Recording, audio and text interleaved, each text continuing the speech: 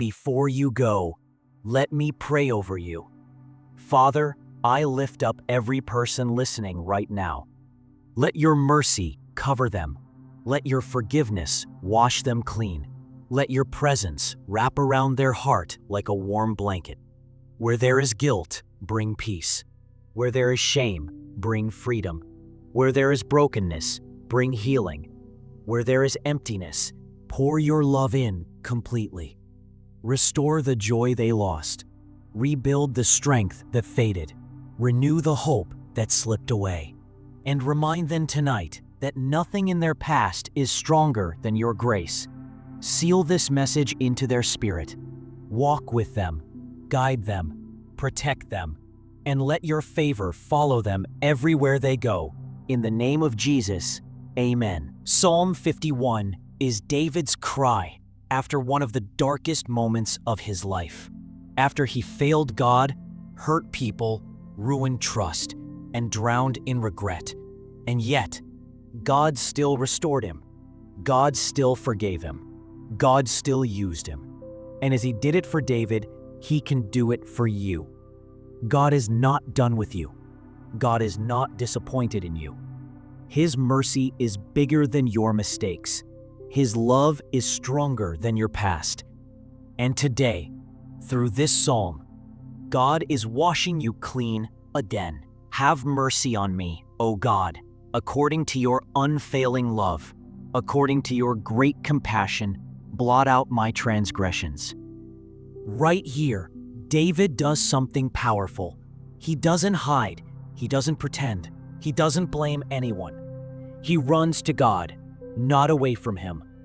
And some of you listening right now, you've been running from God because you feel unworthy. But Psalm 51 teaches you this. When you feel dirty, that's when you run to the one who can wash you. When you feel broken, that's when you run to the healer. When you feel ashamed, that's when you run to the one whose compassion does not fail. Isaiah 1 verse 18 says, "Though your sins are like scarlet, they shall be whiter than snow." God is not intimidated by your past. He is not shocked by your sin. He already knows, and He already made a way to restore you. Let's pray right here. Father, we come to you not pretending to be perfect, but admitting we need mercy, we need cleansing, we need restoration. Wash us with your compassion. Cover us with your unfailing love. Remind us that your grace is greater than our failures. In Jesus' name, amen. David continues, "Wash away all my iniquity and cleanse me from my sin." You can hear the desperation in his voice. Not just fix my life, but clean my heart. Because sometimes the real battle is not what people see. It's what you feel inside. The guilt, the memory, the thought that whispers, "You're not good enough. God won't take you back." But that voice is a lie. Because Ezekiel 36 verse 25 says, "I will sprinkle clean water on you, and you will be clean." God doesn't partially forgive. He doesn't leave stains behind. When God cleans you, you are clean. When God restores you, you are restored. When God forgives you, you are forgiven fully, deeply, completely. Let's pray again here. Father, cleanse us from the inside out. Wash our hearts, our minds, our thoughts, our memories. Remove guilt. Remove shame. Remove every lie from the enemy that tells us we are too far gone. In Jesus' name, amen. David then says, "Create in me a pure heart, O God, and renew a steadfast spirit within me." This is the heart of Psalm 51. David isn't just asking God to erase what he did. He's asking God to transform who he is. And maybe that's you right now. You don't just want forgiveness. You want change. You want a new heart, a new mind, a new direction, a new strength. Ezekiel 36 verse 26 says, "I will give you a new heart and put a new spirit in you." God doesn't renovate. He recreates. He rebuilds. He restores. He renews from the ground up. And maybe you've been feeling like, God, I keep falling. I keep failing. I keep slipping. But listen to me. You're not beyond His reach. His power to transform is stronger than your weakness. His Spirit can build what you cannot build alone. Let's pray. God, give us a new heart. Take the broken pieces of who we are and make something new. Renew our spirit. Strengthen what is weak. Restore what has been damaged. Make us whole again. In Jesus' name, amen. David continues, "Do not cast me from your presence, or take your Holy Spirit from me." This is the cry of someone who knows that without God, life collapses. And maybe you've felt distant from God. Maybe you've wondered if He left you. But listen to me, He hasn't. Hebrews 13, verse 5 says, "I will never leave you nor forsake you." Even when you messed up, even when you ran, even when you doubted, He never left you. His presence is closer than you think. Prayer. Lord, draw us close again. Bring us back into your presence. Remove every barrier, every weight, every fear. Let your Holy Spirit fill us again. In Jesus' name, amen. Then David says, "Restore to me the joy of your salvation, and grant me a willing spirit to sustain me." Maybe you've lost your joy.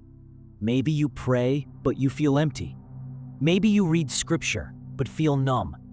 Maybe life broke something inside you. But God can restore joy. God can bring your spirit back to life. God can awaken what went silent. Psalm 34, verse 18 says, "The Lord is close to the brokenhearted." And that means He is close to you, restoring, rebuilding, renewing the joy you thought was gone forever. Prayer. Father, restore joy in every listener. Bring back what life took away. Renew laughter, peace, strength, purpose. Restore joy in Jesus' name, amen. Finally, David says something powerful. "A broken and contrite heart you will not despise." God is not attracted to perfection. He is attracted to humility. He is close to the person who says, "God, I need you." And maybe your heart is broken today, but your brokenness is not a barrier. It's an invitation.